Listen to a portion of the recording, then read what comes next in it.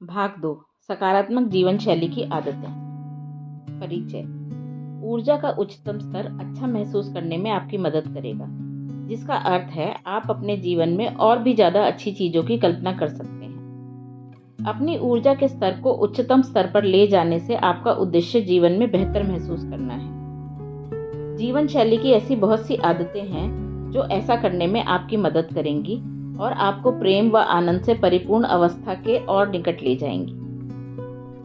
आप अपनी भावनात्मक स्थिति में बदलाव उन सभी क्रियाकलापों को अपनाकर कर सकते हैं जो आपके ऊर्जा के स्तर को बढ़ाते हैं। हो सकता है कि इनमें से कुछ का प्रभाव आप पर जीवन भर के लिए पड़े, जबकि कुछ आपको केवल क्षणिक खुशी प्रदान करे।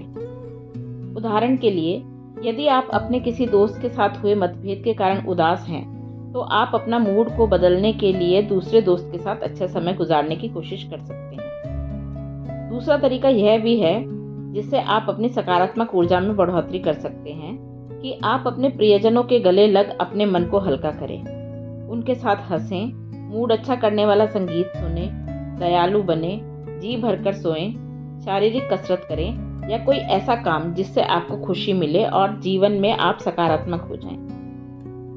लेकिन हो सकता है कि आपको अपने उस दोस्त और उस परिस्थिति का सामना फिर से करना पड़े।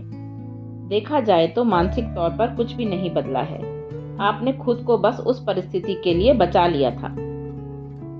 एक और विकल्प के रूप में आप ध्यान भी कर सकते हैं। इससे अक्सर व्यक्ति के दिमाग के काम करने के तरीके में पूरी तरह से बदलाव आ जाता है। ध्यान लगाना और अपनी कम ऊर्जा वाली भावनाओं का विश्लेषण स्वयं की क्रिया से उन्हें उच्चतम स्तर की ऊर्जा वाली भावनाओं में तब्दील करने के अपने मकसद में कामयाब होने में आपको मदद मिल सकती है। अतः अपने दोस्त के साथ आपका जो मतभेद हुआ है, उससे आप ध्यान लगाकर और अधिक सकारात्मक सोच के साथ निपट सकते हैं। क्योंकि इस संसार में जो कुछ भी है वह केवल ऊर्जा है, अतः आप कह सकते हैं कि आपके आसपास जो भी घटित होता है वह कहीं न कहीं आपकी ऊर्जा को प्रभावित करेगा।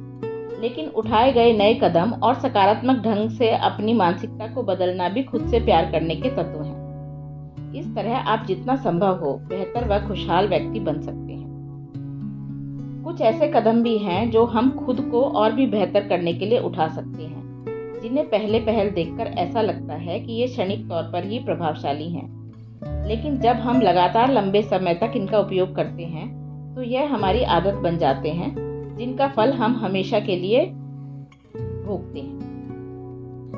सकारात्मक सोच वाले लोगों का साथ करें। सदा उन लोगों में रहने की कोशिश करें जिनकी सोच आपसे अधिक सकारात्मक हो। उन लोगों का साथ करें जो आपसे ज़्यादा अच्छा महसूस करें।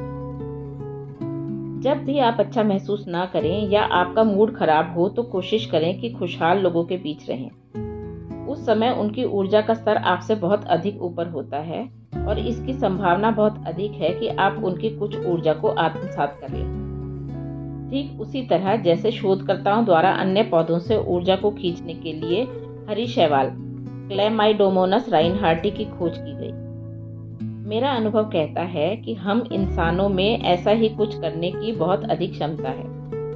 क्या आपको कभी किसी से पहली बार मिलने पर ही ऐसा महसूस हुआ है कि जैसे उनके बारे में कुछ तो गलत है, पर आप सीधे तौर पर ऐसा कुछ नहीं कह सकते, लेकिन आपको किसी गड़बड़ का आभास अवश्य होता है और आगे चलकर बाद में आपका संदेह सही साबित हो जाता है। आपके अंदर की ऊर्जा कभी झूठ नहीं बोलती। संभव है कि आपको कभी बिल्कुल विपरीत भी महसूस हुआ हो। ऐसे बहुत से लोग होते हैं जिन्हें हम सकारात्मक ऊर्जा के भंडार की संख्या देते हैं। वे अपने आसपास के लोगों को अपनी सकारात्मकता से हमेशा प्रभावित करते रहते हैं। मेरे साथ ऐसा कई बार हुआ है कि मैंने अपनी मानसिक स्थिति को खुशहाल लोगों के आसपास रहकर बदला है। सकारात्मक सोच से भरपूर लोग अपनी समस्या के प्रति हमारा जो नजरिया बना होता है उसे भी पूरी तरह से बदलने की शक्ति रखते हैं। सकारात्मक सोच को जीवन में बनाए रखने वाले लोग ठीक वैसे ही हैं जैसे उनके साथ जीवन में जो कुछ भी घट रहा है उसको लेकर निराशावादी होने के बजाय आशावादी हों। ऐसे में वे जीवन में घटित किसी भी परिस्थिति का सकारात्मक पहलू खोजते रहते हैं और हमारी उस चीज पर ध्यान केंद्रित करने में मदद करते हैं जिससे हम अपनी सोच को सकारात्मकता की ओर ले जाएं। तो आज से ही खुद से वादा कर लें कि आप सकारात्मक सोच वाले लोगों के साथ कभी न टूटने वाला रिश्ता बनाने का प्रयास सदैव करते रहेंगे। जब आप ऐसे लोगों के साथ अधिक से अधिक समय गुजारते हैं तो आपके जीवन को और भी अधिक सार्थकता की ओर ले जाते हैं, तो धीरे धीरे आप उनकी प्रोत्साहित करने वाली सोच में खुद को ढालने लगते हैं और जो उनसे पाते हैं उनको वही वापस करने लगते हैं। ऊर्जा का सिद्धांत कहता है हम उन लोगों को अपनी ओर आकर्षित करते हैं जो हमारी तरह समान सोच के समान फ्रीक्वेंसी वाले होते हैं। अतः यदि हम निरंतर तौर पर सकारात्मक भावनाओं को महसूस करना शुरू कर देते हैं तो हम अपने जीवन में और भी अधिक सकारात्मक लोगों को आकर्षित करेंगे। इस तरह हमारे आसपास सकारात्मक विचारों की उपस्थिति हमारे जीवन में बड़े बदलाव का कारण बनेगी। अपनी बॉडी लैंग्वेज बदलें। जब जीवन में आपके साथ सब कुछ गलत हो रहा हो तो चेहरे पर मुस्कान बनाए रखना बहुत ही कठिन हो जाता है, लेकिन सिमोन शेनाल और डेविड लायर्ड द्वारा वर्ष 2003 में किए गए एक शोध में दिखाया गया कि अगर आप बनावटी मुस्कान अपने चेहरे पर लाते हैं तो वास्तव में आप अपने दिमाग को यह सोचने के लिए भ्रम में डाल रहे होते हैं कि आप खुश हैं, और जिसके लिए वह आपको अच्छा महसूस करवाने वाले हार्मोन्स, जिन्हें एंडोर्फिन्स कहते हैं, को संप्रेषित करता है। हो सकता है कि पहले आपको सुनने में यह बात बहुत अजीब लगे। यदि बिना किसी वजह के मुस्कुराना आपको अजीब लगता है तो मुस्कुराने की कोई वजह तलाश करें। आप अपनी मुस्कुराने की इस वजह को मानकर भी मुस्कुरा सकते हैं कि आपकी मुस्कान से किसी को खुशी मिलती है। हो सकता है कि आपको मुस्कुराता हुआ देखकर वे भी मुस्कुरा दें, जो आपके मुस्कुराने की एक वाजिब वजह बन सकती है। वास्तव में हमारा पूरा शरीर और जीवन पद्धति हमारे विचार एवं भावनाओं को प्रभावित कर सकती है। अपनी बाहरी स्थिति में बदलाव कर हम अपनी आंतरिक स्थिति में भी बदलाव ला सकते हैं। आपको यह जानकर भी शायद आश्चर्य हो कि दूसरे लोगों को हम जो संदेश देते हैं उनमें सबसे बड़ी संख्या में वे संदेश होते हैं जो अमौखिक होते हैं, जैसे हमारे चेहरे के भाव, व्यवहार, या केवल यह कि हम दूसरों के समक्ष बात करते हुए खुद को कैसे प्रस्तुत करते हैं। इस कारण से यह बहुत जरूरी हो जाता है कि हमें उस संदेश के बारे में सोचने की कोशिश करनी चाहिए जो हम अपने शरीर के हाव भाव से दूसरों को पहुंचा रहे होते हैं। यदि मैं आपसे कहता कि यदि कोई व्यक्ति उदास है तो वह आपके समक्ष कैसी मुद्रा में दिखेगा, तो शायद आपको ठीक ठाक पता होगा कि आपको उदास व्यक्ति का वर्णन किस तरह से करना है। आप सिर झुकाए मुरझाए चेहरे के साथ बैठे व्यक्ति को मेरे सामने प्रस्तुत करेंगे। अगर मैं आपसे कहता हूँ कि मुझे दिखाएं कि एक व्यक्ति जब क्रोध में होगा तो कैसा दिखेगा, तो आप वह भी आसानी से मुझे दिखा सकते हैं। अब एक ऐसे व्यक्ति के बारे में सोचें जो खुश है और अपने जीवन के स्वर्णिम क्षणों को आनंद ले रहा है। उस व्यक्ति के चेहरे में कैसे हाव भाव होंगे? वह किस तरह से खड़ा होगा? क्या उसके चलने फिरने का कोई खास ढंग होगा? उसके हाथ कहाँ हो सकते हैं? क्या उसके कोई खास हाव भाव होंगे? उसकी आवाज का लहजा क्या होगा? वह कितनी जल्दी या धीमे स्वर में बात कर रहा होगा? अगर आप उस व्यक्ति की नकल कर सकते हैं जो अच्छा महसूस करता है, तो आपकी आंतरिक स्थिति में बदलाव आएगा और आपकी ऊर्जा का स्तर बढ़ जाएगा। हो सकता है कि आप इस सोच में पड़ जाएं कि अपनी ऊर्जा के स्तर को बढ़ाने के लिए यह एक दर्द देने वाला तरीका है, लेकिन सच माने कभी कभी बार बार झूठ बोलने पर एक दिन वह सच लगने लगता है। उदाहरण के लिए मोहम्मद अली ने कहा था, जो काफी प्रचलित है, कि एक बड़ा चैंपियन बनने के लिए आपको यह विश्वास करना ही होगा कि आप सबसे बेहतर हैं। अगर आप नहीं हैं तो भी ऐसा दिखावा करें। अली की सोनी लिस्टन के साथ हुई लड़ाई को लें। लड़ाई से पहले अली कमजोर लग रहे थे, लेकिन उन्होंने अपने मन में इस बात को बैठा लिया कि वे लिस्टन को बुरी तरह से पराजित करेंगे। उन्होंने पूरे घमंड से अपने प्रशंसकों के सामने डींगे मारी और लड़ाई के दौरान उन्होंने जैसा कहा वैसा ही किया। समाज कल्याण के लिए काम करने वाली मनोवैज्ञानिक एमी कुडी, जो अपने काम की किस तरह हमारे शारीरिक हाव भाव न केवल इसे प्रभावित करते हैं कि लोगों की हमें किस तरह से देखते हैं, बल्कि इससे भी प्रभावित करते हैं कि हम स्वयं को किस तरह से देखते हैं, के लिए बहुत प्रसिद्धि प्राप्त कर चुकी है। एक रिपोर्ट जिसकी सह लेखिका कुडी थी में दावा किया गया कि दिन में केवल 2 मिनट के लिए शक्ति पाने के लिए 3 में से की गई एक मुद्रा से आप आत्मविश्वास के हार्मोन्स टेस्टोस्टेरोन में 20% की बढ़ोतरी कर सकते हैं और तनाव बढ़ाने वाले हार्मोन कॉर्टिसोल में 25% की कमी कर सकते हैं। पावर पोजेस के नाम से पहचानी जाने वाली मुद्राएं और भी शक्तिशाली महसूस करने का आसान और जल्दी से परिणाम देने वाला मार्ग है, रिपोर्ट में ऐसा कहा गया है। कुछ लोग ऐसे होते हैं जो एक गलत रास्ता चुनकर ऐसा दिखावा करने लगते हैं कि उनके पास कोई खास खूबी या क्षमता है जिससे कि वे दूसरों का ध्यान अपनी ओर आकर्षित कर सकें और खुद अच्छा महसूस कर सकें। लेकिन अगर आप ऐसा बस सही दिशा में बढ़ने के लिए, अपने आत्मविश्वास को बढ़ाने और अच्छा महसूस करने के लिए करें तो यह काफी कारगर तकनीक साबित होगी। यह काल्पनिक आत्मविश्वास धीरे धीरे आपके वास्तविक आत्मविश्वास में बदल जाएगा और जितना ज्यादा आप इसके करीब अपने अंदर विद्यमान समान ऊर्जा के द्वारा जाएंगे, वह आपके लिए उतना ही वास्तविक बनता जाएगा। अपने मन के विचारों को शांत रखें। कुछ देर शांति और अपने आराम के लिए समय निकालने के महत्व को समझें। कभी कभी हम जीवन की आपाधापी में इतना खो जाते हैं कि हमारे आसपास जो कुछ भी चल रहा होता है वह सब हमारे नियंत्रण से बाहर हो जाता है और हमारे लिए तनावपूर्ण हो जाता है। इसका सबसे सरल और साधारण उपाय यह है कि जिन भी चीजों या माहौल से आपको तनाव हो रहा है उनसे कुछ समय के लिए दूरी बना लें। कुछ देर अकेले समय बिताने से कतई न घबराएं। मैंने पाया है कि कभी कभी आप सब लोगों से दूर रहकर शांति पा जाते हैं। यदि आप एक अंतर्मुखी व्यक्ति हैं तो आपके लिए ऐसा महसूस करना बहुत साधारण बात होगी। हो सकता है कि आप कुछ ऐसा महसूस कर रहे हों कि जैसे हर कोई आपका एक हिस्सा नोच लेना चाहता है और सब कुछ आपकी बर्दाश्त से बाहर हो जाता है। यदि आप अपने साथी, दोस्त या परिवार के किसी अन्य सदस्य के साथ रहते हैं तो यह थोड़ा खतरनाक हो सकता है। ऐसा नहीं है कि आप उन्हें नापसंद करते हैं या फिर आप उनसे तंग आ चुके हैं। बात बस इतनी सी होती है कि आपको कुछ समय का ब्रेक चाहिए होता है, आराम की सांस लेने और अपने आप को फिर से तरोताजा करने का एक मौका। आप बस कुछ समय के लिए अकेले रहना चाहते हैं। आपको ऐसा चाहना पूरी तरह से उचित है और ऐसा करने पर ना तो दूसरों की नज़र में आपका मूल्य कम होता है और ना ही आपके लिए अपनों के मोल में कोई कमी आती है। अपने आप को और भी प्रोत्साहित करने के लिए मीडिया एवं सोशल मीडिया का उपयोग करना आपके लिए आसान मार्ग है और कुछ समय के लिए इन चीजों से दूरी बनाना भी आपके लिए जरूरी है। आपको कैसे पता चलेगा कि अब आपको ब्रेक लेने की जरूरत है? तो मैं यहाँ पर आपको एक उदाहरण से समझाता हूँ। अगर कोई व्यक्ति आपकी भलाई के लिए कोई काम करने का प्रयास कर रहा है, फिर भी आपको ऐसा महसूस हो रहा है जैसे वह आपके साथ किसी तरह की जबरदस्ती कर रहा है या आपकी निजता के अधिकार में खलल डाल रहा है, तो हो सकता है कि यह एक संकेत है कि आपको लोगों से दूरी बनाने की जरूरत है। हाँ, आपको बुरा महसूस हो सकता है क्योंकि आप जानते हैं कि उनकी नीयत में आपके लिए किसी तरह का कोई खोट नहीं है, लेकिन आप उन्हें बस रोकना चाहते हैं। मेक्सिको में बोले जाने वाली स्पेनिश भाषा में एंजेंटाडो शब्द का भाव विशेष को परिभाषित करता है।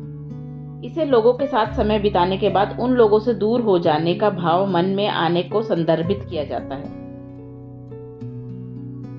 हालांकि आपको ऐसा नहीं होने देना चाहिए कि आपका मूड आपके व्यवहार पर पूरी तरह से हावी हो जाए और ना ही आपको इस बात के लिए बुरा महसूस करना चाहिए कि आपके मन में कुछ समय के लिए सबसे दूर जाने का भाव जागृत हुआ।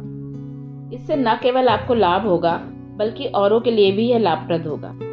जितने अधिक समय तक आप अपने मन में लोगों से कुछ समय दूर रहकर अपनी खोई हुई ताकत को वापस पाने की भावना को दबाए रहेंगे, तो इसकी संभावना भी उतनी ही अधिक है कि आप अपने साथ साथ दूसरे लोगों की ऊर्जा के स्तर को भी कम करने का कारण बन जाएं। प्रकृति के बीच रहकर कुछ समय बिताना भी काफी फायदेमंद साबित होगा। आज के समय में हमारे लिए बिना तकनीकों के जीवन की कल्पना करना बहुत कठिन हो गया है। हालांकि जितना हो सके उतना प्रकृति के नजदीक रहकर आपको अपने संपूर्ण व्यक्तित्व में दोबारा जान फूंकने और तरोताजा करने में मदद मिलेगी। कभी कभी आपको कुछ क्षणों के लिए सांसारिक बातों से अपना संपर्क तोड़ना होता है, जिससे आप फिर से अपने आप को उसके अनुरूप ढाल सकें। प्रकृति का मानव पर पुनर्जीवित करने वाला प्रभाव पड़ता है। यह प्रभाव आप पर सकारात्मक, भावनात्मक स्थिति और आपकी मनोवैज्ञानिक स्थिति को दुरुस्त कर पड़ता है। आपको इसमें बिल्कुल भी उलझना नहीं है। आप बाहर सैर पर जा सकते हैं, अपने बगीचे में पेड़ पौधों के साथ काम करते हुए समय बिता सकते हैं, किसी पेड़ के नीचे जाकर कुछ देर सुकून से बैठ सकते हैं या बस तारों को निहारते हुए समय बिता सकते हैं। अगर दिन के समय सूरज की चमकती रोशनी से आपका सामना होता है तो कुछ देर धूप सेकना आपके शरीर में विटामिन डी और सेरोटोनिन, जो कि खुश रहने का हार्मोन होता है और मूड को ठीक करने के प्राकृतिक उपाय के तौर पर काम करता है, के स्तर को बढ़ाता है। प्रेरणा स्रोतों की तलाश। प्रेरणा मेरे लिए हमेशा सही दिशा में आगे बढ़ने और आशावादी बने रहने में सहायक साबित हुई है। आजकल अगर हम किसी प्रेरणा स्रोत की तलाश में हैं तो हमारी तलाश के नतीजे के तौर पर बहुत सारे विकल्प हमारे सामने उपस्थित हो जाते हैं जिनसे हम प्रेरित हो सकते हैं। स्व सहायता के विषय पर लिखी गई पुस्तकें, समाचार पत्र या फिर सशक्त करने वाले उपन्यास, जैसे पाउलो कोएल्हो का लिखा उपन्यास द एल्केमिस्ट बहुत अच्छा है।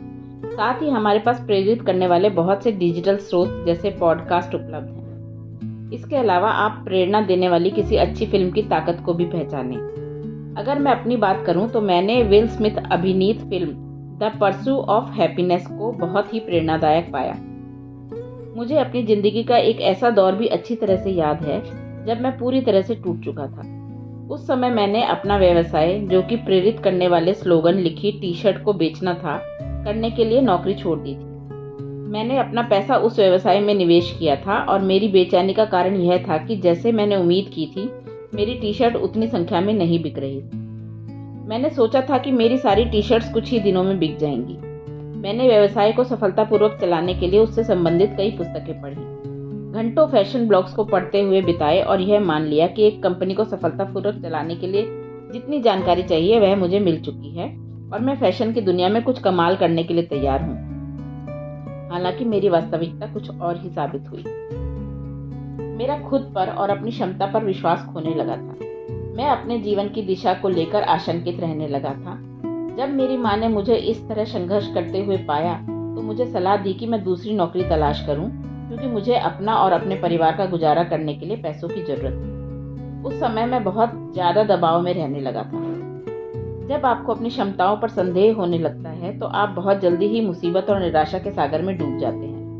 उस समय आपको सभी तरह की नकारात्मक ऊर्जा का आभास अपने आसपास होने लगता है और यह आपके लिए घातक होता है।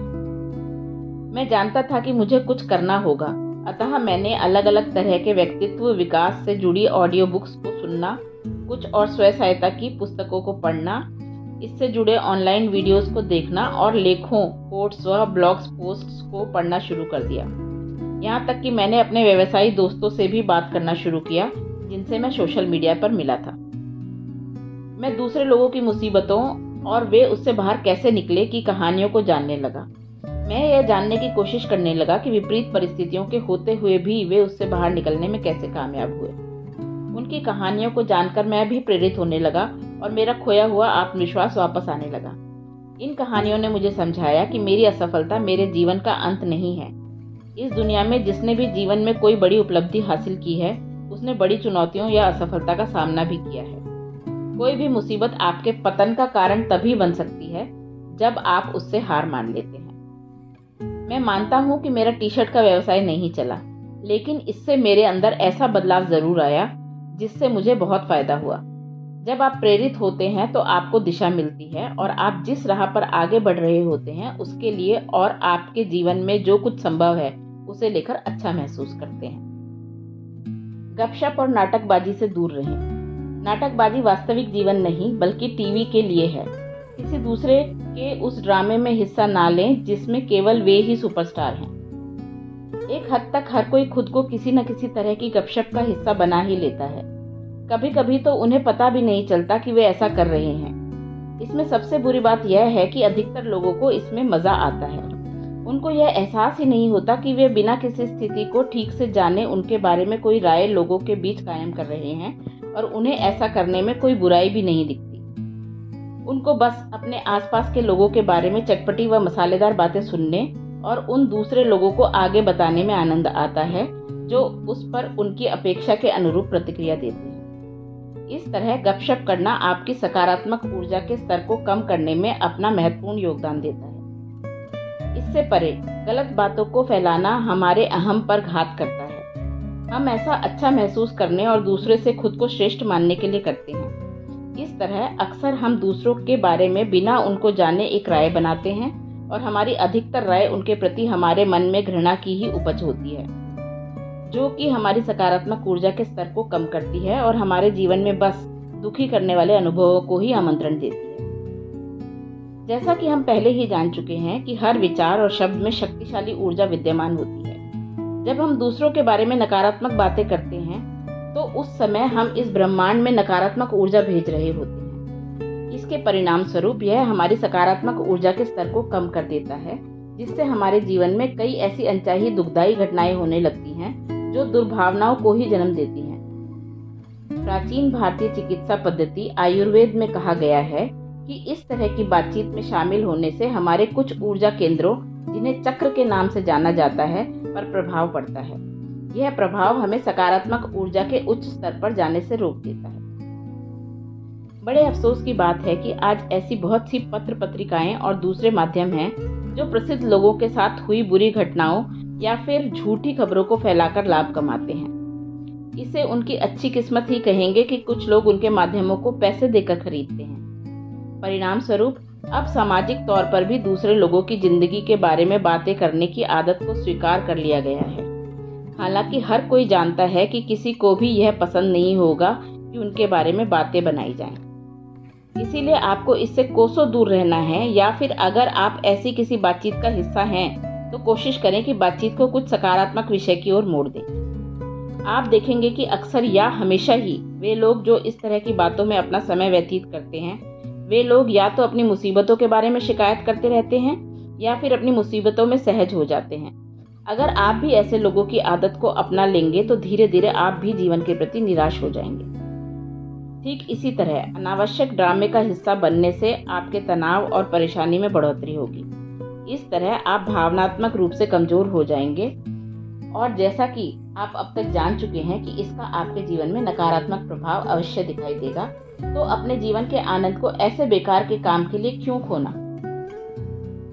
मैंने किसी भी कीमत पर ड्रामेबाजी से दूर रहना सीख लिया है, क्योंकि मुझे इससे कोई भी कभी लाभ नहीं हुआ। एक बार मेरा पाला एक बहुत बड़े ड्रामेबाज इंसान से पड़ा था, जो मेरी एक बात पर मुझसे बहस करने को तैयार था। व्यंग्यात्मक तौर पर मैंने यह कहा था कि हमें लड़ाई झगड़े से दूर रहना चाहिए, क्योंकि उससे हमारे मन की शांति में खलल पड़ता है। लेकिन उसका कहना था कि हमें ऐसा नहीं करना चाहिए।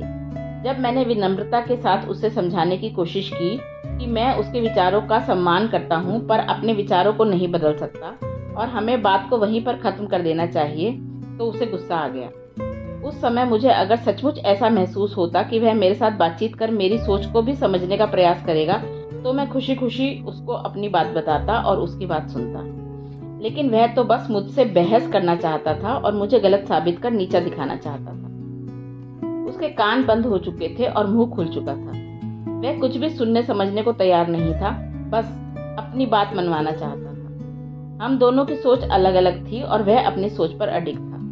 उसका कहना था कि मैं झूठी बातें फैला रहा था और अपनी सोच से दुनिया के लोगों के लिए मुसीबतें बढ़ा रहा था। उसका गुस्सा बढ़ा और वह मुझे व्यक्तिगत तौर पर भला बुरा कहने लगा।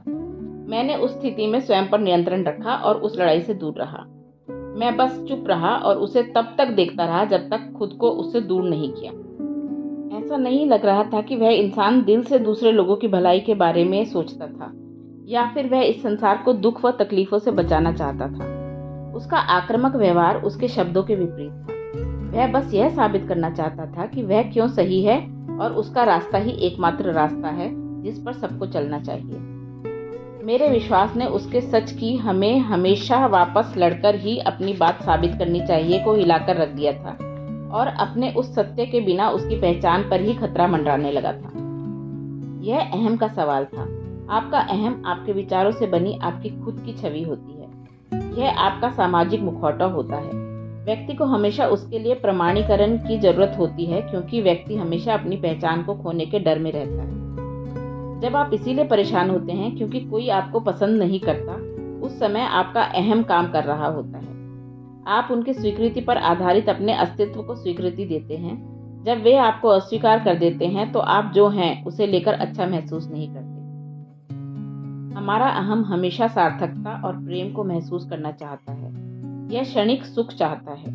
यह दूसरे लोगों से अधिक ताकतवर महसूस करना चाहता है।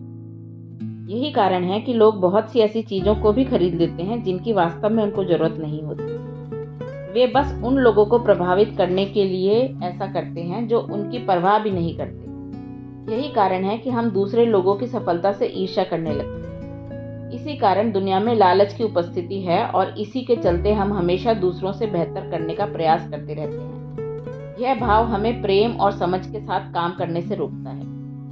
दुर्भाग्य से हम में से बहुत से लोग पूरी जिंदगी उस छवि को अपनी पहचान बनाए रखते हैं जिसे हमारे अहम ने बनाया होता है, और हम उसको बनाए रखने तथा सहेजने का ही प्रयास निरंतर करते रहते हैं। अगर दूसरे लोगों को स्वीकृति हमारी उस छवि को नहीं मिलती है जिसे हमने बनाया है, तो हमारी पहचान पर खतरा मंडराने लगता है और हमारा अहम उसकी सुरक्षा को लेकर डरने लगता है, ठीक उसी तरह जैसे इस मामले में हुआ। मेरा मानना है कि व्यक्ति खुद अपनी मान्यताओं पर प्रश्न चिन्ह लगाता है, इसीलिए वह अपनी पहचान पर भी सवाल करता है, जो कि एक खतरा है। इसीलिए वह बहुत रक्षात्मक और प्रहार करने को तैयार हो जाता है। जीवन में यह बहुत बार हमारे अहम की वजह से होता है। लोग इस कारण से कुछ कहते या पूछते नहीं है कि उन्हें जानने की उत्सुकता होती है। वे बस दूसरों को गलत साबित करना चाहते हैं। वे चाहते हैं कि लोग उनके सत्य का ही अनुसरण करें।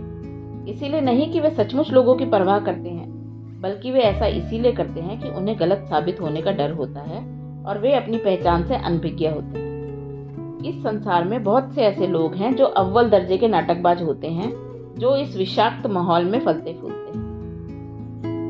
मैं अपने दिमाग को खुला रखता हूँ और दूसरे लोगों के दृष्टिकोण को भी सुनने समझने की कोशिश करता हूँ। हालांकि मैंने यह भी सीख लिया है कि जिन लोगों को मैंने क्या कहा और क्यों कहा, अगर उसमें कोई रुचि नहीं है तो उन पर अपना समय बर्बाद ना करूं। आपको यह सुनिश्चित करना चाहिए कि आप दूसरों की आंतरिक कलह में अनजाने में हिस्सा ना लें। समस्याओं पर चर्चा करना और एक दूसरे के साथ सूचनाओं का आदान प्रदान उस स्थिति में सही है जब आपकी इच्छा दूसरों को नीचा दिखाकर खुद को उनसे बड़ा महसूस करने की नहीं है। ऐसा करके आप खुद के लिए झूठी पहचान को गढ़ते हैं और परिणाम स्वरूप आपकी सकारात्मक ऊर्जा का स्तर नीचे चला जाता है।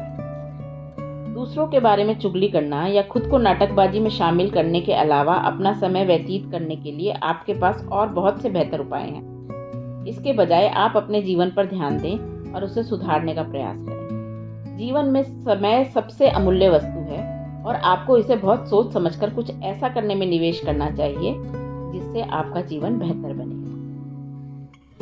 अपने अन्न व जल का ध्यान रखें। आप जो खाते हैं वह आपको भी खाता है, आपके जीवन को नियंत्रित करता है।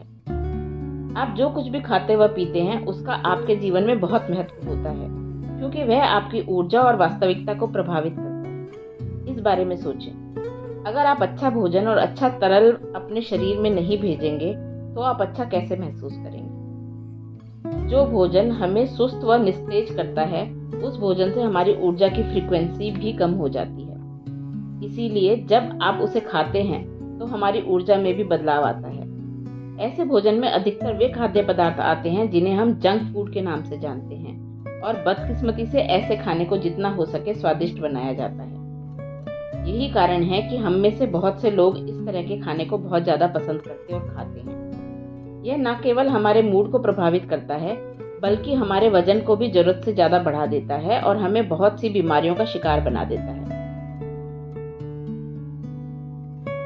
सन 1949 में एक फ्रेंच विद्युत चुंबकत्व विशेषज्ञ, जिनका नाम आंद्रे सिमोनटन था, ने अपने शोध कार्य, जो खास खाद्य पदार्थों की विद्युत चुंबकत्व तरंग के विषय पर था, को प्रकाशित किया। उन्होंने महसूस किया कि प्रत्येक खाद्य पदार्थ में न केवल एक विशेष मात्रा की कैलोरी होती है, बल्कि उसमें विद्युतीय चुंबकत्व की शक्ति भी होती है जो ऊर्जात्मक होती है। सिमोनटन ने पाया कि मनुष्य को स्वस्थ रहने के लिए 6500 एंगस्ट्रॉम्स तक की ऊर्जा को संतुलित करना होता है। सिमोनटन ने खाने को 0 से लेकर 10,000 एंगस्ट्रॉम्स तक 4 वर्गों में विभाजित किया। पहले वर्ग में उच्च स्तर के ऊर्जा वाले खाद्य पदार्थ आते हैं, जिसमें ताजे फल व कच्ची सब्जियां, अनाज, ऑलिव्स, बादाम, हेज़लनट्स, सूरजमुखी के बीज, सोया और नारियल शामिल हैं। दूसरे वर्ग में कम ऊर्जा स्तर वाले खाद्य पदार्थ आते हैं, जैसे उबली हुई सब्जियां, दूध, मक्खन, अंडे, शहद, पकी हुई मछली, मूंगफली का तेल, गन्ना और शराब। तीसरे वर्ग में बहुत कम ऊर्जा के स्तर वाले खाद्य पदार्थ आते हैं। इसमें पका हुआ मीट, सॉसेस, कॉफ़ी और चाय, चॉकलेट, जैम, प्रोसेस्ड चीज़ के साथ सफ़ेद ब्रेड सम्मिलित है।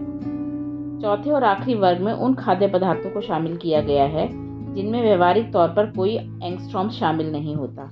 इनमें मार्जरीन, मुरब्बा, मादक पदार्थों से बनी चीज़ें, रिफाइंड, सफ़ेद चीनी और ब्लीच किया हुआ आटा शामिल है। सिमोनटन का शोध हमें विस्तार से यह जानकारी देता है कि कौन कौन से खाद्य पदार्थ हमारी ऊर्जा के लिए उपयुक्त हैं और कौन से उत्पादों से हमें बचना चाहिए। इसके अतिरिक्त आमतौर पर यह नियम है कि उच्च गुणवत्ता वाले जैविक उत्पाद जिनका प्राकृतिक तौर पर उत्पादन किया गया हो, आपको उन गैर जैविक उत्पादों से अधिक ऊर्जावान बनाएंगे। यह सच है कि जैविक उत्पादों का मूल्य कुछ अधिक हो सकता है, लेकिन अगर इस खर्च से आपको अच्छी सेहत मिलती है तो यह सौदा बिल्कुल बुरा नहीं है। अगर आपकी सेहत हानिकर खाद्य पदार्थों को खाने से खराब होती है तो आपका खर्च दुगना हो सकता है। हमें जीवन में जल के महत्व को भी समझना चाहिए। हमारे शरीर का 60 से 70% हिस्सा पानी होता है और आपके शरीर की सभी गतिविधियों का सुचारू रूप से चलाने के लिए पानी बहुत आवश्यक होता है। यह आपको हाइड्रेट रखता है और आपके शरीर से सभी अनचाहे विषाक्त तत्वों को बाहर निकालता है तथा इस तरह आपकी सकारात्मक ऊर्जा का स्तर बहुत ऊंचा रहता है। अगर आपके शरीर में पानी संतुलित स्तर से कम हो जाता है तो इसका आपके शरीर पर बहुत ही प्रतिकूल प्रभाव पड़ता है। आपका ध्यान भंग हो सकता है, आपको चक्कर आ सकते हैं, यहाँ तक कि आप बेहोश हो सकते हैं। सिमोनटन का शोध दिखाता है कि जो खाद्य पदार्थ मादक पदार्थों से बनते हैं उनमें बहुत ही कम स्तर पर ऊर्जा विद्यमान होती है और नियमित तौर पर अधिक मात्रा में इनका सेवन करना बहुत हानिकारक हो सकता है। यहाँ तक कि लीवर को नुकसान पहुँचने के कारण आपकी मौत तक हो सकती है। शराब का बहुत अधिक सेवन करना आपको भ्रमित कर सकता है, जिससे आप अपने आपे से बाहर होकर अजीब व्यवहार करने लगते हैं, जिस कारण आपकी जिंदगी खराब हो सकती है। हो सकता है कि शराब आपको क्षणिक खुशी के कुछ क्षण दे, लेकिन आपको इस बात का ध्यान अवश्य रखना चाहिए कि आप इसका सेवन कितनी मात्रा में कर रहे हैं। आप तरल पदार्थ के सेवन के लिए ताजा और शुद्ध पानी को प्राथमिक तौर पर उपयोग करने की आदत डालें।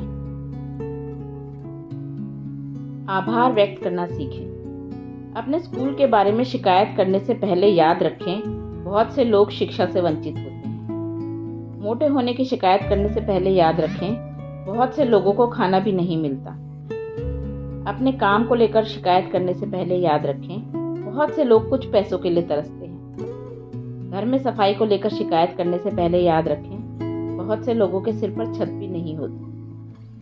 बर्तनों को धोने के लिए शिकायत करने से पहले याद रखें, बहुत से लोगों को साफ पानी भी नहीं मिल पाता।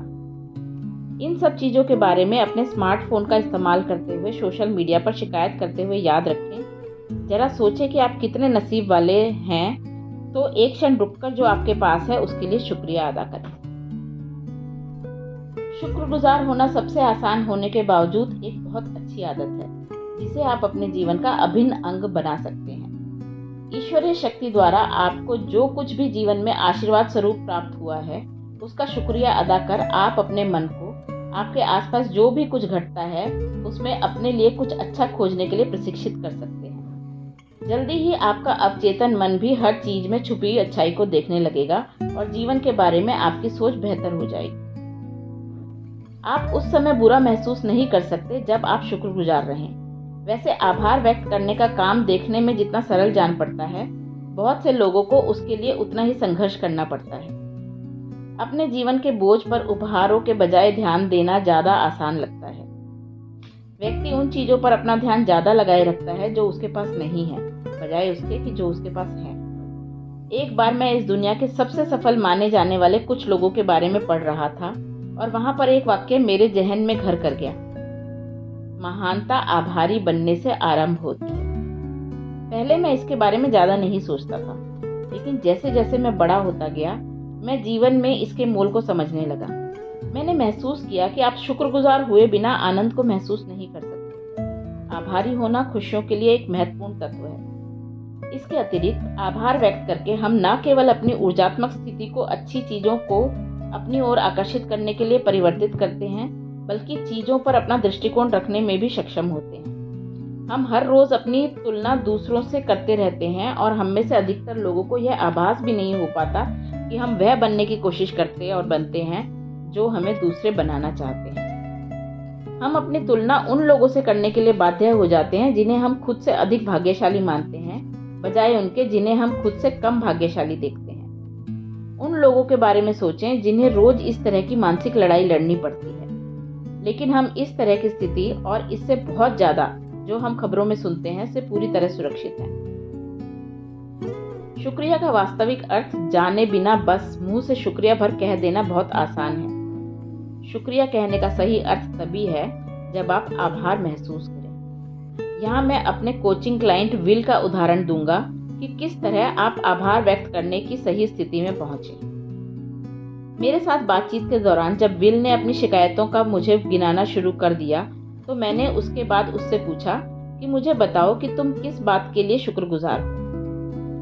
मेरे इस प्रश्न का उसका जवाब था कि उसने इस बारे में कभी सोचा ही नहीं। मैं जानता था कि उसकी कार उसके लिए बहुत मायने रखती है। मैंने उससे पूछा, तुम्हारा कार के बारे में क्या ख्याल है? उसने उत्तर दिया, हाँ, शायद मैं अपनी कार के लिए शुक्रगुजार हूँ। उसका इस तरह आभार व्यक्त करना एक अच्छी शुरुआत थी, लेकिन मात्र इससे हमारी मानसिक स्थिति में बदलाव नहीं आएगा। फिर मैंने उससे पूछा, अगर तुम्हारे पास कार नहीं होगी तो तुम पर क्या फर्क पड़ेगा? मैं कुछ देर के लिए वहीं पर बैठ गया और इस बारे में सोचने लगा। फिर वह उन सब कामों को सूचीबद्ध करने लगा जो उसकी कार के न होने से बाधित होंगे।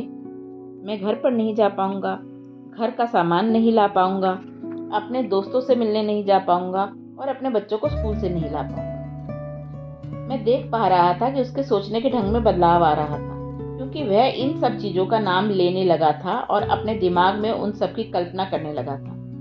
फिर मैं एक कदम और आगे बढ़ा और मैंने पूछा, क्या होगा अगर तुम अपने बच्चों को स्कूल से नहीं ला पाते? उसने उत्तर दिया, तो फिर उनको पैदल चलकर घर वापस आना होगा या फिर बस से आना होगा। मैंने जोर दिया, और पैदल चलकर घर आना उनके लिए कैसा अनुभव होगा? अचानक विल कल्पना करने लगा कि उसके बच्चे बहुत ठंड में पैदल चलकर स्कूल से घर आ रहे हैं। वह जानता था कि इस तरह वे सुरक्षित नहीं रहेंगे और मुझे दिख रहा था कि विल बहुत बेचैन हो गया है। कुछ क्षणों के बाद वह सोचने लगा कि जब वह बच्चा था तब किस तरह स्कूल से वापस घर बस से आते हुए उसे परेशान किया जाता था। उसी क्षण उसे एहसास हो गया कि उसके पास क्या है। उसने गहरी सांस ली। मैं उसके चेहरे पर यह सोचकर आई राहत को देख सकता था जब उसने फिर से अपनी कार के बारे में सोचा। अंततः उसने स्वीकार किया कि वह इस बात के लिए बहुत बहुत आभारी है कि उसके पास कार है, जो उसके अपने प्रियजनों की जिंदगी को सुधारने में भी मददगार है। अब उसकी मानसिक स्थिति पूरी तरह से बदल चुकी थी और मैंने उसके हाव भाव में आए बदलाव को साफ साफ महसूस किया। जब आभारी महसूस करने का अभ्यास करें तो आप कल्पना करें कि जिस चीज के लिए आप आभारी हैं उसके बिना आपकी जिंदगी कितनी बदल जाएगी। इस तरह उसके लिए आपकी भावनाएं उभर कर सामने आएंगी और आप उसकी अहमियत को समझेंगे और इस तरह आप उस चीज के लिए पूरे मन से शुक्रगुजार होंगे। याद रखें, आपकी दुनिया में ऐसी बहुत सी चीजें हो सकती हैं जो आपके हिसाब से गलत हो रही हैं। फिर ऐसी भी बहुत सी चीजें होंगी जो सही हो रही हैं। जितना ज्यादा आप अपने वरदानों को याद करेंगे उतने ही अधिक वरदान आपके पास याद करने को होंगे। यहाँ मैं आपको एक छोटी सी कहानी सुनाता हूँ। मेरे ऑफिस में काम करने के दौरान मेरा एक मैनेजर था जिससे मैं आंखें तक नहीं मिलाता था और इसीलिए हम दोनों के लिए साथ काम करना बहुत मुश्किल हो जाता था। हालांकि चूंकि उसके पास मुझसे अधिक अधिकार थे, इसीलिए वह हमेशा मुझसे 2 कदम आगे रहता। कई महीनों तक मैंने उसे खुद पर हावी होने दिया और इसीलिए मैंने भी उम्मीद के अनुसार ही प्रतिक्रिया दी। मैं गुस्से से प्रतिक्रिया देता, मैं उसके बारे में पीछे से बातें बनाता, मुझे काम पर जाने से नफरत हो जाती और मैंने इन सभी नकारात्मक विचारों व भावनाओं को बाहर निकालकर इस ब्रह्मांड में भेजना जारी रखा। परिणाम स्वरूप चीजें खराब होती गई, बहुत ही खराब। मैं खुद को उससे दूर रखना चाहता था, लेकिन वह मेरी बगल की सीट पर बैठता था, इसीलिए मैं अपनी कोशिश में कामयाब नहीं हो सका। यहाँ तक कि जब मैं उससे दूर जाने में सफल हो जाता तो वह मुझे परेशान करने का रास्ता निकाल लेता। फिर उसके बाद मैं अपनी भावनाओं को छुपा नहीं पाता, फिर चाहे मेरी बातें कितनी भी कटु क्यों ना हो। मुझे उसे यह बताने में कोई समस्या नहीं थी कि उसमें लीडरशिप क्वालिटी नाम मात्र को नहीं थी। जाहिर है मेरी इस बात से हम दोनों के बीच हालात सुधरने वाले नहीं थे। आध्यात्मिक गुरु एस्थर हिक्स के ऑनलाइन वीडियोस को देखकर मुझे एहसास हुआ कि मैं अपनी ऊर्जा को गलत तरीके से इस्तेमाल कर रहा हूँ। मैं ये अच्छी तरह से जानता था कि वहाँ समस्या है, लेकिन मैं उस समस्या का समाधान तलाशने की बजाय समस्या को और गंभीर बना रहा था। एक बार जब मैंने समाधान पर ध्यान केंद्रित करना शुरू कर दिया तो चीजें बेहतर होने लगी। मैं चेतन मन के साथ आभार मानने के प्रयास करने लगा कि मेरे पास एक ऐसी नौकरी है जिससे मुझे बहुत अच्छा वेतन मिलता है। मैं जानता था कि एक नौकरी और एक ऐसी नौकरी जिसमें बहुत अच्छा वेतन मिले तलाशना कितना मुश्किल है। अपने वेतन से मैं जीवन को बहुत आरामदायक ढंग से जी सकता था। मैं नियमित तौर पर खुद को यह याद दिलाने लगा कि मेरी नौकरी मुझे क्या क्या दे रही है, जिससे कि मैं आभार मानने की स्थिति में बना रहूं। इस तरह मैंने अपनी ऊर्जा के स्तर को ऊंचा किया। कुछ महीनों के बाद मेरे मैनेजर को दूसरी टीम में प्रमोट कर दिया गया। मेरे वेतन में भी वृद्धि हुई और मुझे और अधिक आज़ादी के साथ काम करने की इजाज़त मिली। उस समय उस नौकरी में बिताया मेरा सबसे अच्छा समय था। ऐसा बस इसीलिए हुआ क्योंकि मैंने अच्छा महसूस करना तय किया। इसके लिए मुझे इनाम भी मिला, जिससे मैं और भी अच्छा महसूस करने लगा। हम में से बहुत से लोग अपनी ऊर्जा को अपने डर की ओर निर्देशित कर देते हैं। मैं यह नहीं कह रहा हूँ कि आपके साथ समस्या नहीं है, लेकिन आपको बस यह करना है कि अपना ध्यान समस्या से हटाकर उसके समाधान पर लगाना है। इस ब्रह्मांड का सभी क्षेत्रों में अत्यधिक प्रभुत्व है। डर का भ्रम ही हमारे और उस ब्रह्मांड के बीच में रुकावट है। अपनी भावनाओं को समझें। अपने अंदर के नकारात्मक भाव को नकारना अपने अंदर जहर पालने जैसा है। अपनी सभी भावनाओं को समझना सीखें। हमारा लक्ष्य सकारात्मक विचारों को थोपना नहीं है, बल्कि नकारात्मकता को सकारात्मकता में बदलना है, जिससे आप बेहतर महसूस कर सकें। हमारे अंदर जिन भी विचारों का प्रभाव सबसे अधिक होता है, वे हमारी भावनाओं को भी अपने प्रभाव में लेते हैं। हम कैसा महसूस करते हैं, उसमें उनकी बहुत महत्वपूर्ण भूमिका होती है। जब हम सकारात्मक विचारों की ओर बढ़ने की कोशिश करते हैं, तो हम में से बहुत से लोगों के साथ समस्या यह होती है कि हम अपनी सोच की प्रक्रिया को बदलने की क्रिया को अक्सर नज़रअंदाज कर देते हैं। हम ऐसा मान लेते हैं कि नकारात्मक विचारों को मिटा देना बेहतर है। अपनी भावनाओं को शून्य कर देना और सकारात्मक विचारों की ओर बढ़ जाना है। यह अक्सर प्रभावकारी नहीं होता, क्योंकि आप बस अपने साथ यह चालाकी करने की कोशिश कर रहे होते हैं कि आपकी सोच ही तो है, जबकि वास्तव में स्थिति कुछ और ही होती है। अपनी भावनाओं को दबाना आपके प्रणाली तंत्र के लिए जहरीला हो सकता है और यह आपको नुकसान पहुंचा सकता है। अगर कोई कटु विचार आपके मन में घर कर गया है, तो वह जीवन में कभी आप जब दोबारा उसी तरह की स्थिति का सामना करेंगे तो फिर से उभर आएगा। यह न केवल आपकी सकारात्मक ऊर्जा के स्तर को कम करेगा, बल्कि यदि इसी तरह से चलता रहा तो यह आपके मानसिक स्वास्थ्य को भी नुकसान पहुंचा सकता है और फिर आपकी सेहत पर भी असर डाल सकता है। ऐसा भी हो सकता है कि आप अपने आसपास के लोगों के लिए और भी विषाक्त बन सकते हैं और यह आपको अकेला कर सकता है तथा आपकी स्थिति दयनीय हो सकती है। तो अपने मन में आए नकारात्मक विचारों को ना दबाएं, बल्कि उन्हें सकारात्मक विचारों में बदलें, जिससे कि आप अपनी ऊर्जा के स्तर को न केवल उस क्षण के लिए बल्कि भविष्य में उसी तरह की घटना से फिर से सामना होने के लिए भी ऊपर उठा सकें। अपनी भावनाओं को समझने की क्रिया आपको उनको सकारात्मक ऊर्जा के कम स्तर से ज्यादा करने में बार बार मददगार साबित होगी। यही कारण है कि व्यक्तित्व विकास में आत्मविश्लेषण का बहुत अधिक महत्व होता है। उदाहरण के लिए, मेरी एक क्लाइंट सारा को नया प्रेम प्रसंग शुरू हुआ। कुछ दिनों तक एक दूसरे को संदेश भेजने और कॉल करने के बाद उसके प्रेमी ने उसे उत्तर देना बंद कर दिया। उसने उसके फोन का बहुत इंतजार किया। वह उम्मीद कर रही थी कि उसका प्रेमी उसे संदेश भेजेगा, लेकिन उसने नहीं भेजा। परिणाम स्वरूप उसके दिमाग में पहले से बैठे विचार फिर से सक्रिय हो गए। वह सोचने लगी, मुझे कोई नहीं चाहता या किसी के पास मेरे लिए समय ही नहीं है क्योंकि मैं बदसूरत हूँ। यह सब सोचकर वह उदास हो गई। सारा को अपने नकारात्मक विचारों को फिर सकारात्मक विचारों में बदलने की जरूरत थी। अतः हमने एक के बाद एक कदम उठाते हुए अपने इस लक्ष्य तक पहुंचने का मन बनाया। नकारात्मक भावनाओं को कैसे बदलें? पहला, पहचान। अपनी भावनात्मक स्थिति को बदलने के लिए यह बहुत जरूरी है कि आपको इसकी पहचान हो कि आपकी भावनाएं क्या हैं। सारा के उदाहरण में वह उदास और डरी हुई थी। उसके मन की गहराई में झांकने के बाद हमें यह भी पता चला कि वह उपेक्षित और असुरक्षित भी महसूस कर रही थी। दूसरा, चुनौती। अगला कदम यह होगा कि आप खुद से प्रश्न करें, आप जो महसूस कर रहे हैं वैसा क्यों कर रहे हैं। इसके इसके लिए आपके कौन से विचार उत्तरदायी हैं? सारा उदास इसलिए थी क्योंकि उसे उसके प्रेमी का संदेश नहीं मिला। इसके बाद उसके मन में जो अगला विचार आया वह यह था कि उसके लिए किसी के पास समय नहीं है या किसी को उसमें रुचि नहीं है क्योंकि वह बदसूरत है। इसी विचार ने उसे अकेला और असुरक्षित कर दिया। इस स्तर पर आपको अपने विचारों का अवलोकन सजग होकर करना है। हमारे अपने बारे में बहुत से विचार लोगों द्वारा नीचा दिखाने, भ्रम और दूसरे लोगों द्वारा हम पर थोपे गए विचारों से बनते हैं। इसीलिए हम अपने दिमाग में घर कर गए इन गलत विचारों और सोच को चुनौती दे सकते हैं। हम अपनी सोचने की प्रक्रिया का विश्लेषण कर अपने नकारात्मक विचार को सकारात्मकता की ओर तार्किकता के साथ बदल सकते हैं। अपने विचारों के पीछे की सोच की वैधता पर सवाल उठाकर उसे चुनौती दे सकते हैं। उदाहरण के लिए, सारा ने खुद से पूछा, क्या सचमुच ऐसा है कि मेरे लिए किसी के पास इसीलिए समय नहीं है क्योंकि मैं बदसूरत हूँ? इस प्रश्न पर गहराई से विचार करने पर सारा को इस बारे में और जानकारी मिलने लगी कि उसकी जो सोच है वह क्यों है। इस स्थिति में आप उस तरह के प्रश्न अपने आप से कर सकते हैं जो आपको इस बारे में और भी गहराई से सोचने के लिए बाध्य करें। आप अपने आप से कुछ चुभते हुए गंभीर प्रश्न कर सकते हैं क्योंकि वे आपको गंभीर उत्तर के लिए प्रेरित करेंगे। हमारे उदाहरण में सारा ने खुद से पूछा, क्या इसका मतलब यह है कि मैं कभी खुश नहीं रहूंगी?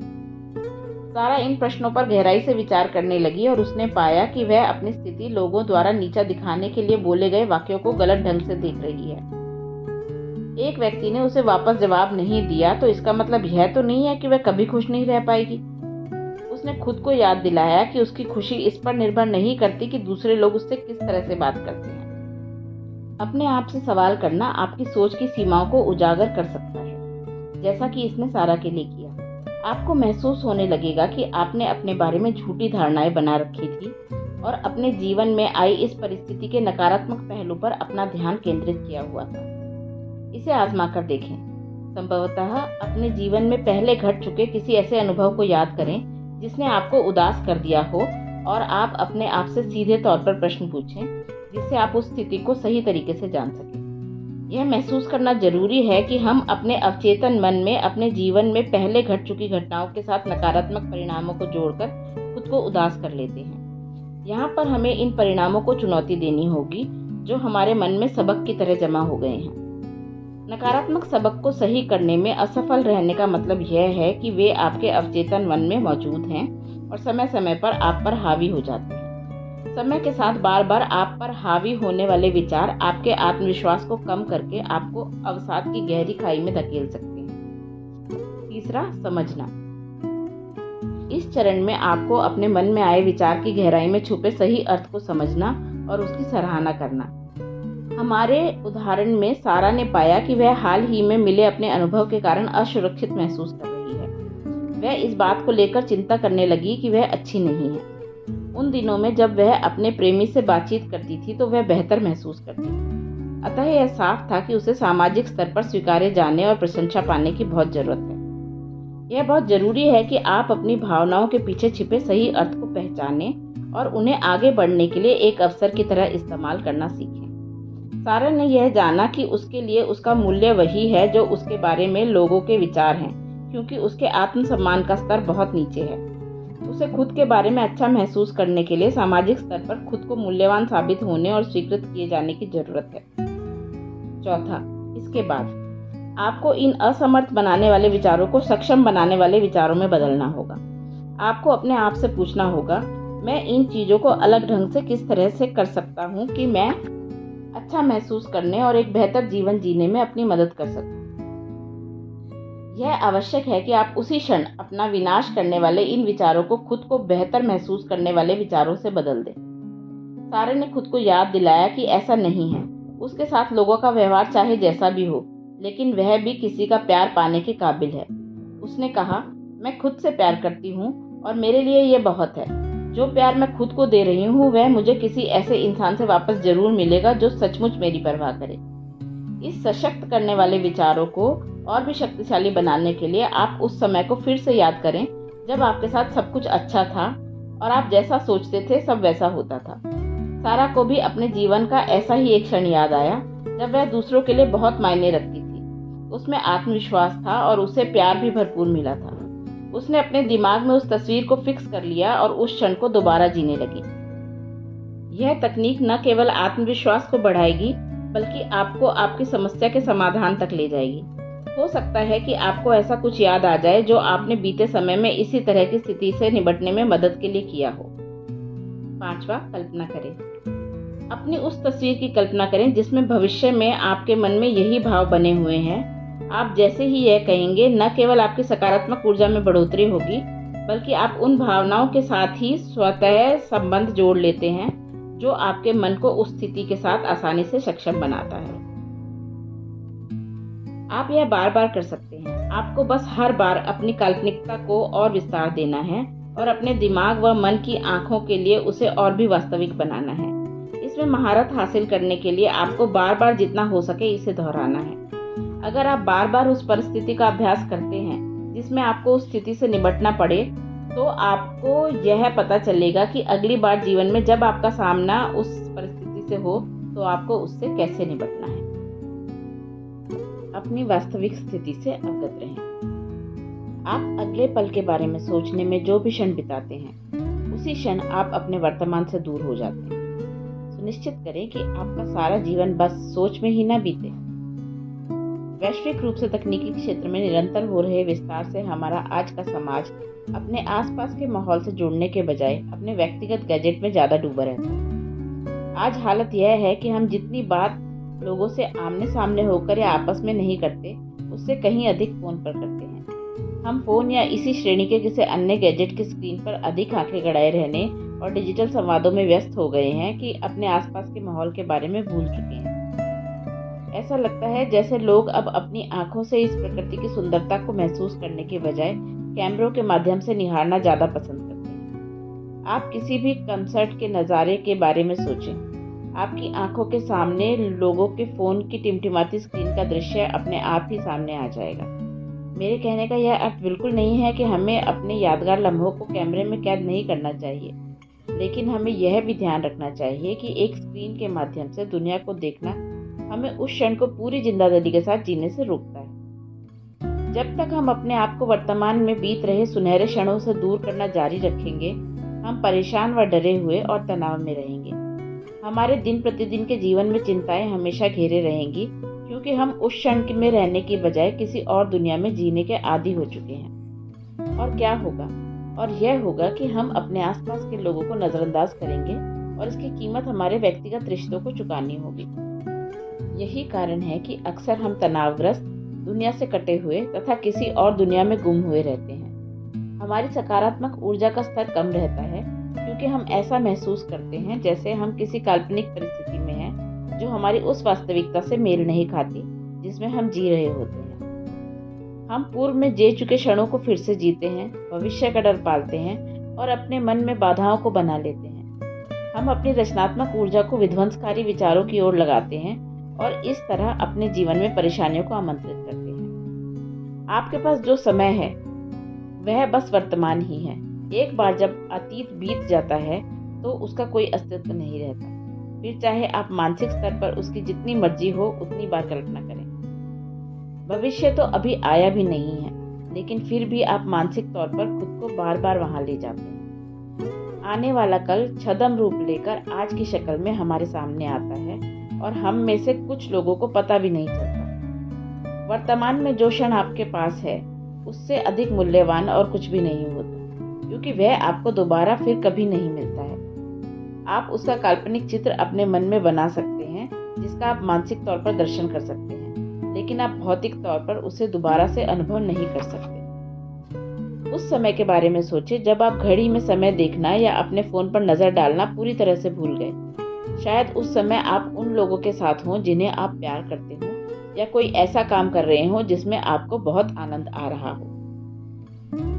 तकनीक एक यंत्र है, यह आपके जीवन का विकल्प नहीं हो सकता। इस तरह जिस क्षण में आप हैं उसमें इतना लीन हो जाते हैं कि आपके पास बीते हुए कल या आने वाले कल के बारे में चिंता करने का समय ही नहीं होता। आप जहां हैं उस क्षण का पूरा आनंद ले रहे होते हैं। इसी को वर्तमान में रहकर जीवन बिताना कहते हैं। हम इस पुस्तक में आगे चलकर यह जानेंगे कि भविष्य के लिए योजना बनाना अपने लक्ष्य को पाने के मार्ग में एक बहुत आवश्यक कदम है, लेकिन हमें अपना बहुत अधिक समय उसमें नहीं व्यतीत करना चाहिए। जब आप इसके बारे में सोचते हैं, आपका वर्तमान भी उस क्षण भविष्य का वेश धारण कर विद्यमान होता है। 10 साल पहले हो सकता है कि आपने अपने जीवन में आज का समय आने की कल्पना की हो। आपका भविष्य आपका वर्तमान है। मैं जब उम्र के 20वें दशक के शुरुआती दौर में था, अगर मुझे पता होता था कि मैं सैटरडे नाइट पर जा रहा हूँ, तो मैं चाहता था कि मेरे सप्ताह के बाकी दिन जल्दी जल्दी बीत जाएं। मैं ये चाहता था कि मेरा वह सुनहरा समय जल्दी बीत जाए, और वह समय जो मुझे वापस कभी नहीं मिलने वाला था। एक बार शनिवार आता और चला भी जाता। मैं किसी और दिन पर अपना ध्यान केंद्रित कर देता, जिसके लिए मैं अपने लिए कुछ और उत्साहवर्धक योजना बना रहा होता था, और कभी कभी तो वह दिन कई सप्ताह बाद होता। जीवन का एक सिद्धांत यह भी है, एक बार हम जब पैदा हो जाते हैं, हर 24 घंटे के बाद हम अपनी मौत के एक दिन और करीब हो जाते हैं। जिस भविष्य के आने का इंतजार हम लगातार करते रहते हैं, वह हमारे सामने बस वर्तमान की शक्ल में आता है। एक बार जब वह आता है तो उतनी ही तेजी से बीत भी जाता है कि हम उस पर ध्यान भी नहीं दे पाते। हम जल्दी से अपना ध्यान आने वाले अगले पल पर लगा देते हैं, उसके आने के बाद अगले पल, फिर उसके अगले पल पर, और यह क्रम इसी तरह चलता रहता है। हम में से अधिकतर लोग अपना जीवन इसी तरह से व्यतीत करते हैं। हम सुबह उठते हैं सारे दिन का अनुभव लेने के लिए, और फिर रात को सो जाते हैं अगले दिन के लिए। हम 1 साल के 365 दिन ऐसा करते हैं। हम सफलता, प्यार, खुशी के दिखावे के लिए इंतजार करते हैं। हमें सच में इस बात का एहसास कभी नहीं होता कि वर्तमान में हमारे पास कौन सा क्षण है। अंततः हमें इस बात का एहसास होता है कि वास्तव में हमने अपना जीवन जिया ही नहीं। यह आखिरकार हम वहां पहुंचे थे जहां हम पहुंचना चाहते थे, लेकिन हम वास्तव में उसका आनंद नहीं ले सके, क्योंकि हमारे पास एक और लक्ष्य प्राप्त करने को था। हम सारा जीवन उस भविष्य के लिए समर्पित कर देते हैं जो बस हमारी कल्पना में है, और जो कुछ हमारे आसपास हो रहा है उससे पूरी तरह से दूर हो जाते हैं। ठीक यही बात हम बीते कल के बारे में भी कह सकते हैं। हालांकि ऐसा हो सकता है कि हमारे बीते कल में कुछ ऐसी यादें हों जिन्हें बार बार याद कर हम आनंदित होते हैं, पर हमें यह भी स्वीकार करना सीखना होगा कि एक बार जो समय बीत जाता है उसे फिर बदला नहीं जा सकता। हम उसे केवल अपने ख्यालों में दोबारा जी सकते हैं या उसमें कुछ सुधार कर सकते हैं। अगले अध्याय में मैं ध्यान करने के जिस अभ्यास के बारे में बात करने वाला हूँ, वह वर्तमान के साथ संपर्क बनाए रखने में आपकी मदद कर सकता है। वर्तमान क्षण के बारे में अपने अंदर जागरूकता लाकर हम अपनी सकारात्मक ऊर्जा से स्तर को उठा सकते हैं, क्योंकि इस तरह हम अतीत में मिले दर्द या आने वाले भविष्य के डर से खुद को लकवाग्रस्त होने से बचा सकते हैं। ध्यान करें। आज के समय में ध्यान करने के अभ्यास को बहुत प्रसिद्धि प्राप्त हो रही है, और इसे हर दिशा से प्रशंसा प्राप्त हो रही है। पेशेवर थेरेपिस्ट से लेकर मुख्यधारा की मीडिया तक अनगिनत अलग अलग क्षेत्रों के लोग आज ध्यान का अभ्यास कर अपने कार्य और जीवन में हुए लाभों के बारे में बात कर रहे हैं। लेकिन अनाड़ी लोगों का मानना है कि ध्यान का अभ्यास करना डरावना, व्यर्थ में समय बिताने वाला, और इसमें महारत हासिल करना बहुत कठिन हो सकता है। व्यक्तिगत तौर पर अपनी बात करूं तो मैं भी सालों तक इन सब कारणों से ही इससे बचता रहा। बहुत से और लोगों की तरह मैंने कई बार ध्यान लगाने का अभ्यास करने की योजना बनाई, लेकिन कभी कर नहीं पाया। अंततः जब मैंने इसे करना शुरू किया तो मुझे पहले पहल अथवा बहुत अजीब लगा, और मुझे यह भी ठीक से नहीं पता था कि मैं ठीक कर रहा हूँ या नहीं, अथवा मेरे लिए यह कारगर होगा भी या नहीं। मेरा अभ्यास नियमित नहीं था, और मुझे यह जानने की बहुत कोशिश करनी पड़ती थी कि मेरे लिए फायदेमंद है या नहीं। हालांकि एक बार जब मैं इस अभ्यास की गहराई में जाने लगा तो मैंने महसूस किया कि मैं ध्यान करने की इस प्रक्रिया के बारे में जैसा सोचता था यह वैसी नहीं है। मैंने इसे बहुत ही जटिल समझा था। एक बार जब मैंने अपने आप से यह वादा किया कि मैं 30 दिन तक लगातार ध्यान करने की क्रिया को करूंगा, तो मुझे फर्क दिखने लगा। 1 साल तक रोज 15 मिनट के लिए अभ्यास करने के बाद मैंने अपने आप में आश्चर्यचकित करने वाले बदलाव देखे। खास तौर पर मैंने पाया कि पहले के मुकाबले अब अगर कोई बात मुझे परेशान करती थी तो मुझे परिस्थिति पर पहले की अपेक्षा कम गुस्सा आता था। मैं पहले जिन परिस्थितियों में खुद पर काबू नहीं रख पाता था और गुस्से से आग बबूला हो जाता था, अब उन्हीं परिस्थितियों का सामना शांति से कर लेता था। मैंने अपनी एक और क्षमता को पहचाना, वह थी शोरगुल और परेशान कर देने वाले माहौल के बीच में भी शांत व स्थिर बने रहने की। मैं अपने विचारों पर पहले से चेतन अवस्था में नियंत्रण रख पा रहा था, जिसके परिणाम स्वरूप मैं पहले से और अधिक खुश व आनंदित महसूस करने लगा था। मैं अपने आप में आए इन बदलावों से अपना मुंह नहीं मोड़ सकता था। ध्यान करने की क्रिया उन बाधाओं को दूर करती है जिन्हें आपका अहम बनाता है। इससे आपको शांति, स्पष्टता और अपने धैर्य में वृद्धि प्राप्त होती है। मुझे अपने अभ्यास के दौरान सहज ज्ञान से मन में आए विचारों से बहुत से सबक सीखने को मिले हैं और इसने मेरे आंतरिक ज्ञान को जिन भी प्रश्नों से मैं जूझ रहा था उनका उत्तर देने के लिए प्रकाशित किया है। जब मुझे अपनी सकारात्मक ऊर्जा के स्तर को बढ़ाने की जरूरत होती है तो मुझे पता होता है कि ध्यान करने की क्रिया अच्छी भावनाओं को मेरे अंदर संग्रहित करेगी। यह बात सुनने में अजीब लग सकती है। बहुत से लोग सोचते हैं कि ध्यान करने की क्रिया का लक्ष्य मन में आने वाले विचारों को साफ करना है, लेकिन वास्तव में यह एक गलत धारणा है। ध्यान करने की क्रिया में आप अपने विचारों को केंद्रित करते हैं, उन्हें साफ नहीं करते। ध्यान करने की क्रिया आपके वर्तमान क्षण को लेकर जागृत व चेतन करती है और जीवन के हर भाग में प्रयोग लाने के लिए यह एक बहुत शक्तिशाली उपकरण है। आप ध्यान करने की क्रिया का अभ्यास वर्तमान क्षण में पूरी तरह अपनी इंद्रियों के द्वारा उपस्थित रहकर करते हैं। उस समय आप शांत रहकर अपने विचारों, भावनाओं और शरीर की संवेदनाओं को दूर रहकर बिना कोई धारणा बनाए देखते हैं। मैं आपको आराम देने वाली एक छोटी सी ध्यान करने की क्रिया करवाता हूँ, जिसे आप अभी कर सकते हैं। इसके लिए आपको बस एक पेन, कुछ पेपर और शांति की जरूरत है। ध्यान की क्रिया चरणबद्ध तरीके से मार्गदर्शन। पहला, अपनी ऊर्जा के स्तर का आकलन करने के लिए अपने सहज ज्ञान का उपयोग करें। आप अपनी ऊर्जा के स्तर को 1 से लेकर 10 तक में से किस स्तर पर रखेंगे? इसमें 1 इसीलिए कोई बहुत कम स्तर महसूस कर रहा है, मैं कुछ नहीं करना चाहता, और 10 मैं बहुत अच्छा और शांत व आनंदित महसूस करता हूँ। आपके मन में सबसे पहले जो अंक आता है उसे लिखें और उस पर कोई प्रश्न चिन्ह न लगाएं। अब हम ध्यान करने की स्थिति की ओर बढ़ते हैं। किसी ऐसी जगह की तलाश करें जहां पर आप बैठकर या खड़े होकर अपनी खुली आंखों से इस चरण पर आराम कर सकें। आप जहां पर भी हैं, अपने शरीर के प्रति जागरूक रहें। क्या आप बैठे हैं? क्या आप खड़े हैं? आपकी पीठ कैसा महसूस कर रही है? कुछ भी बदलाव ना करें, बस अपने शरीर के प्रति सचेत रहें।